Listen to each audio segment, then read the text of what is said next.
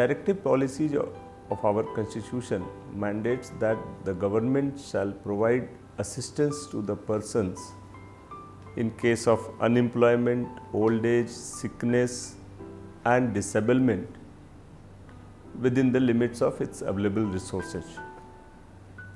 As a fulfillment of this directive from the constitution, Government of India launched a program called National Social Assistance Program in 1995, which had three components.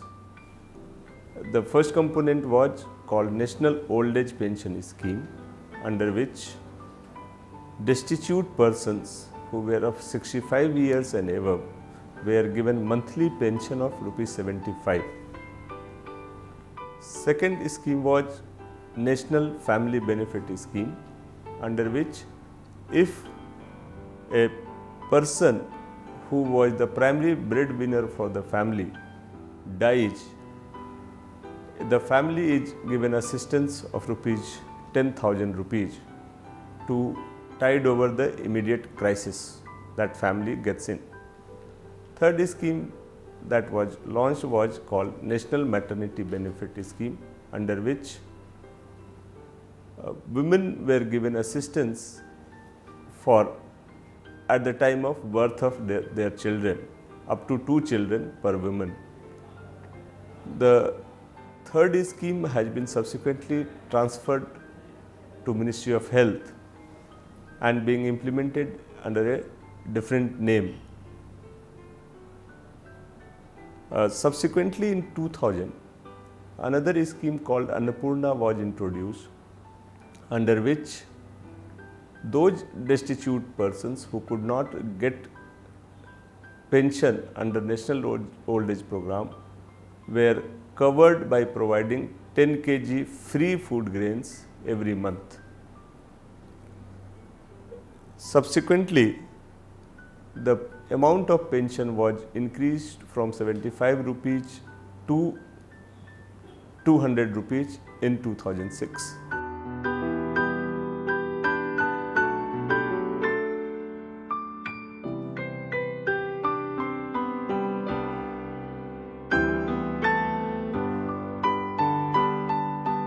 In 2007, this program was expanded and all old age people with 65 years and above in age living in below poverty line families were made eligible to receive this pension.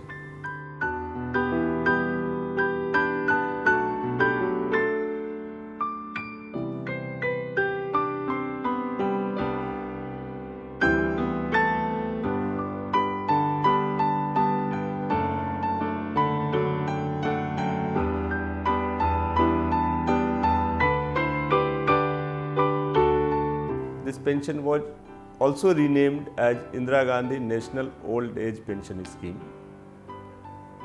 In 2009, it was further expanded to include pension for widows living in below poverty line family in the age group of 40 to 64 years and persons with 80% or more disability or multiple disability of these below poverty line family in the age 18 to 64 years under pension. The pension amount under these two schemes were also 200 per month.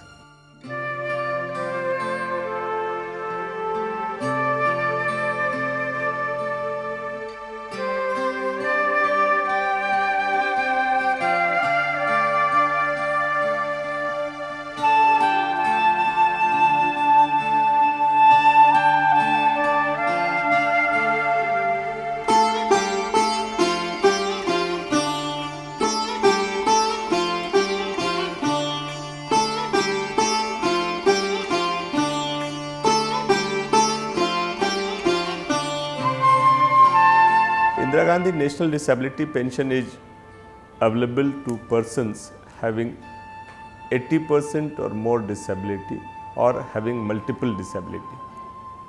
The degree of disability is ascertained by competent doctors as per Persons with Disability Act 1995 and certificate is issued to such persons. Based upon this certificate and the proof that he is part of the BPL family, the person becomes eligible to receive the pension.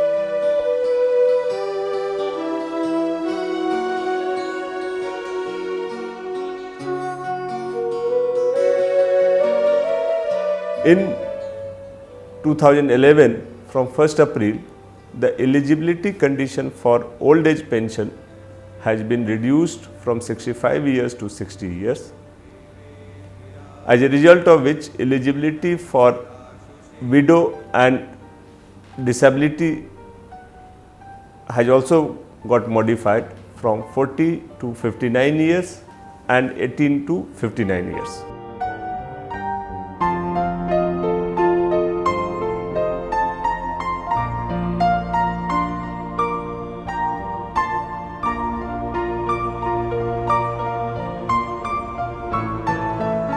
In addition, many state governments have their own pension schemes under which they are covering persons in addition to those receiving pension under NSAP.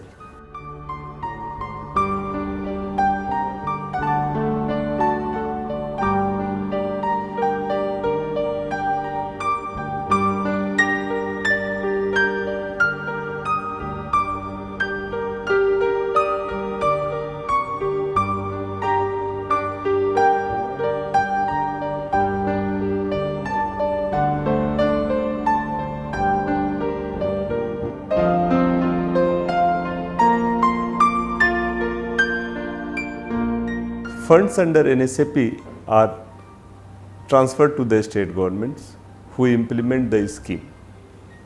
Benefits available under NSAP are in addition to any benefits that may be available to these persons under any scheme of the state governments.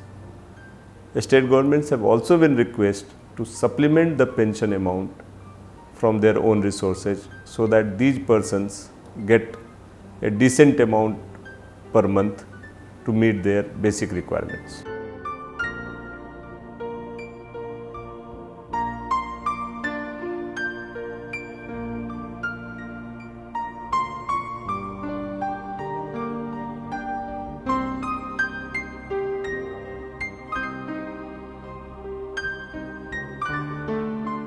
Funds under NSAP are made available to the states as part of additional central assistance.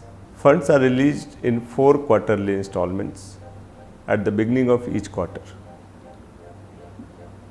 Before the release of last quarter installment, the state is required to show expenditure of at least 50% of available fund in the year, which includes opening balances available at the beginning of the year plus the funds released in the previous quarters in the state, and also submit utilization certificate in respect of funds released up to previous year.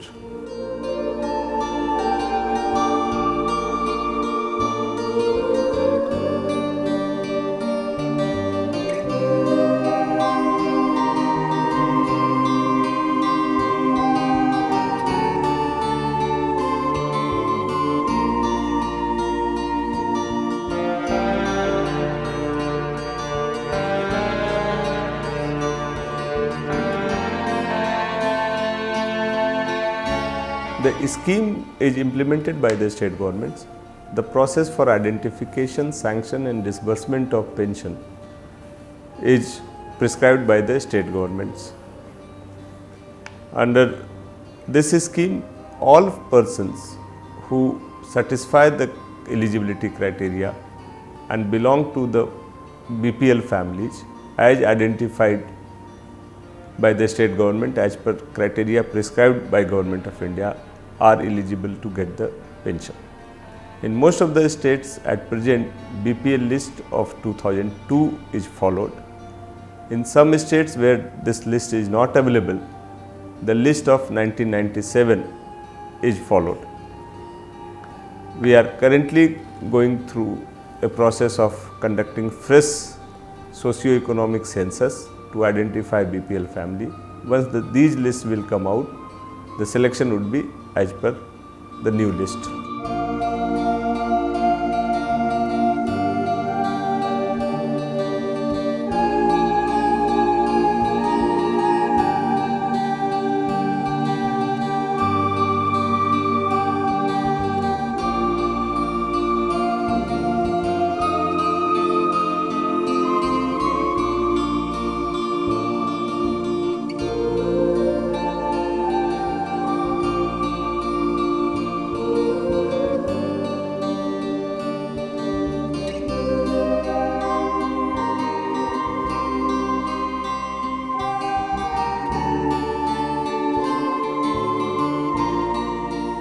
In order to ensure transparency and fairness in the selection,